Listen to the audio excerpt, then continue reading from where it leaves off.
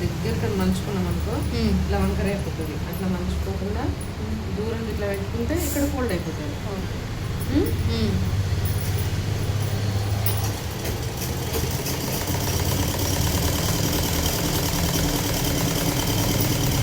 అన్ని వీడియోలు ఫోటోలు తీసుకున్నాయన్నీ ఒక ఫోల్డర్ వేరే పెట్టుకోండి. అవును, స్టిచ్చింగ్ అనో టైలరింగ్ అనో ఏదైనా పేరు పెట్టుకుని వేరే ఫోల్డర్ పెట్టుకుంటే తొందర దొరుకుతుంది.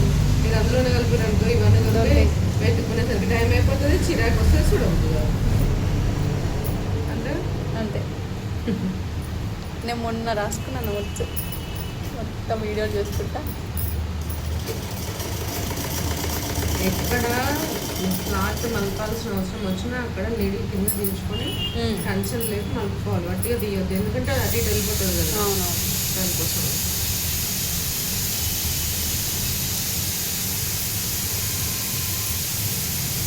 ఫోన్గా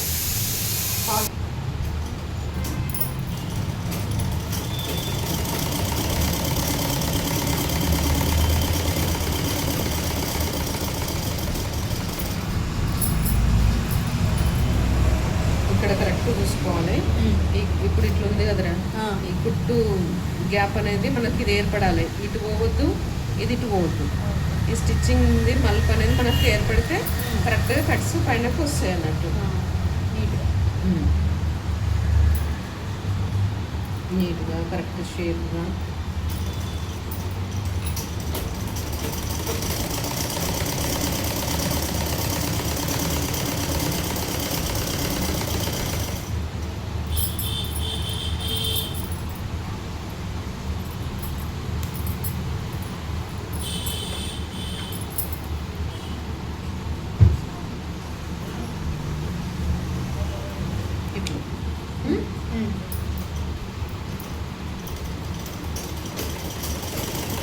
పట్టా కొంచెం లూజ్ అయింది, టైం చేసి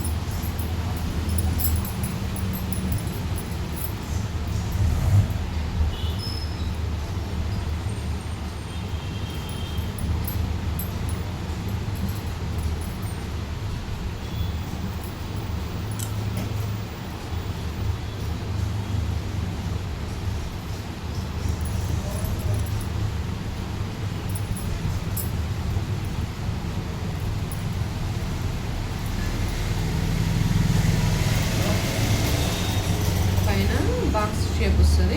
కింద సెకండ్ స్టిచ్ చేసేటప్పుడు బీ షేప్ వస్తుంది.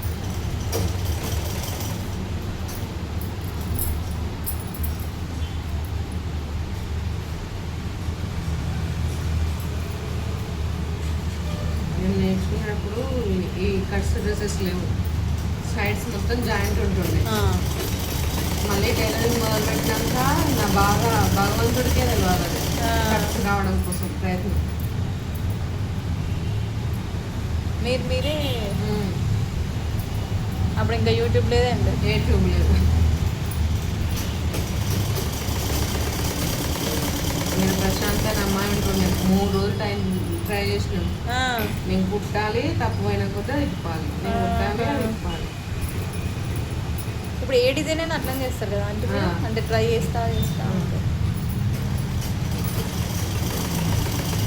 ఇప్పుడు కొంచెం ఈజీ అయింది అనుకుంటా. మొత్తం డ్రెస్ అంతా ఒకటేసారి కుట్టాలమ్మా. మీ పిల్లలకు ఇట్లా ఫస్ట్ రోజు ఇట్లా నేర్పిస్తా అందరికి, కానీ వాళ్ళ సౌలభ్యం కోసం ఆడియో ఒకసారి పెడతారు, ఇది ఒకసారి పెడతారు, కింది ఒకసారి పెడతారు. అది కరెక్ట్ టైలరింగ్ పద్ధతి కాదు, ఇది కరెక్ట్.